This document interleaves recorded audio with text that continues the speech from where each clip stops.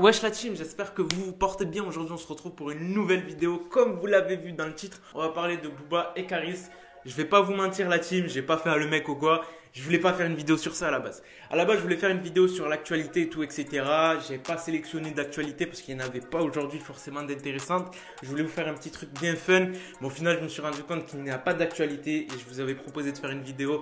Donc derrière ça, je me dois de vous faire une vidéo même si l'actualité n'est pas si croustillante que ça. Donc c'est une actualité qu'on a réchauffée au micro-ondes si vous préférez parce qu'elle est passée, ça fait je crois un jour ou deux que cette actualité est passée. C'est sur le combat de Booba et Caris. Donc encore des commentaires sur ce combat, c'est un truc de fou malade.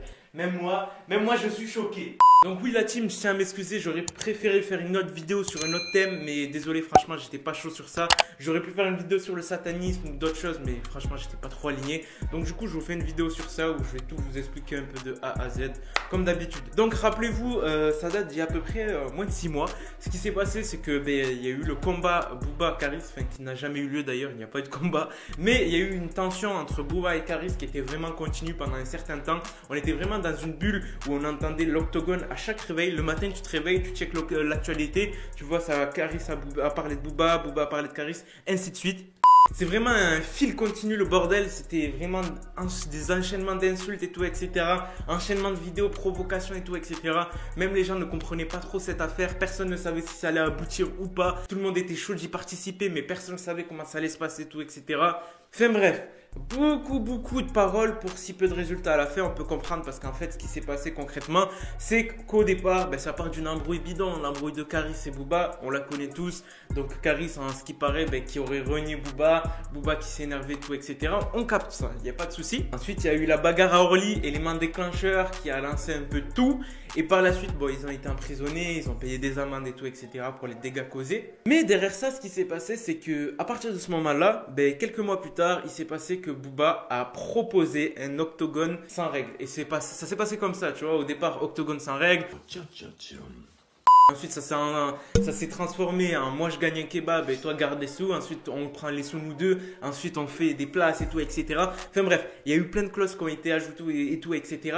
Et je pense que c'est ça qui a vraiment nuit au combat. C'est en fait l'enchaînement de circonstances. En fait, les gens ont proposé, Booba et tous ceux qui soutenaient en fait Booba et tout, ils ont proposé un arrangement simple, viable. Et ce qui s'est passé, c'est qu'au fur et à mesure que ça a duré, les gens ont réfléchi, ils se sont dit mais merde, il va gagner un kebab, il peut gagner des milliers d'euros et tout, etc. Et c'est là où ça commençait vraiment à être structuré, ça a mis des contrats en place et tout, etc. Donc c'est à partir de ce moment-là, pour moi, où c'est parti en live, où il y a eu une cassure. Le moment où on faisait qu'envoyer les contrats et tout, etc., on avait bien compris que ça allait jamais se passer. Il y avait trop de contrats qui étaient envoyés, trop de clauses demandées, les gens ne comprenaient pas ce qui se passait concrètement, et voilà. Donc derrière ça, ce qui s'est passé, c'est on était vraiment dans une bulle Booba Caris, rappelez-vous cette époque.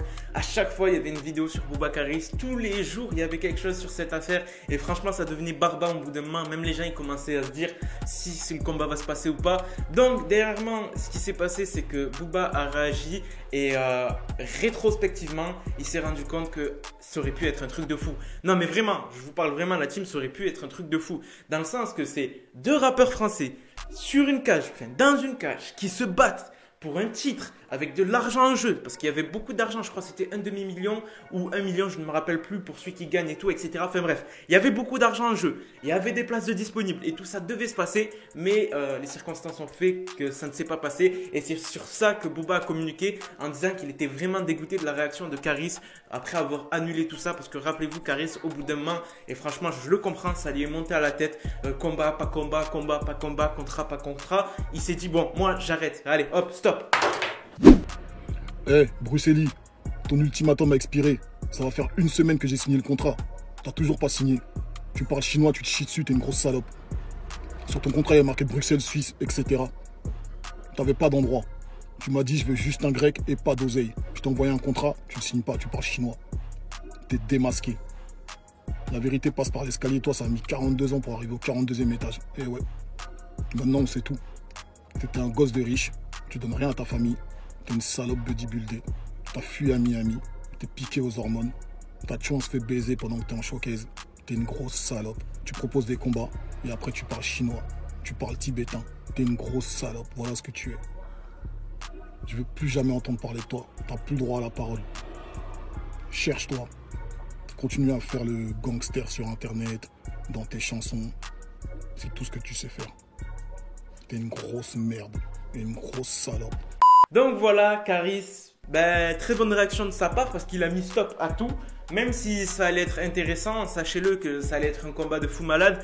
Je connais que des youtubeurs américains qui ont fait ça. Donc c'est Logan Paul et je me rappelle plus comment il s'appelle l'autre. Ils ont fait un combat carrément. Eux, ils ont été malins. Ils ont pris leurs deux sociétés, à savoir qu'ils ont deux sociétés distinctes qui leur appartiennent à eux. C'est-à-dire Logan Paul et son adversaire. Et ce qu'ils ont fait, c'est qu'ils se sont répartis les combats. Ils se sont dit Logan Paul va faire le premier combat, du moins va organiser le premier combat avec sa société. Il va tout rafler et le match retour va se faire avec son adversaire, avec l'autre société qui va tout rafler. Donc tout le monde était content dans les deux sens, c'était bien structuré, il y avait des contrats et tout, etc. En plus, tu pouvais regarder le match sur YouTube, tu payais juste 5 €, c'est rien du tout 5 €. Et eux, ça leur ramène beaucoup d'argent, ça fait de la visualité. Visualité, qu'est-ce que je dis ? Ça fait beaucoup d'audience et franchement ça aurait été cool. Sauf qu'en fait en France on est trop dans l'analyse. Comme je dis, l'analyse paralyse. Parce qu'en fait techniquement l'élément déclencheur où ils auraient dû commencer le combat, mais vraiment commencer le combat, c'est après la bagarre d'Orly. Après avoir payé payé ta dette en prison et tout, etc. Ils auraient dû organiser ça et tout, etc.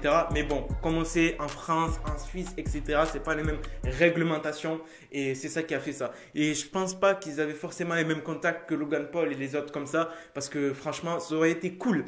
Donc derrière ça, le message, c'est une affaire avec une grande envergure pour si peu de résultats derrière. Et c'est ce qui a amené à ça. Donc voilà la team, n'hésitez pas à drop le like des familles, ça me ferait entièrement plaisir.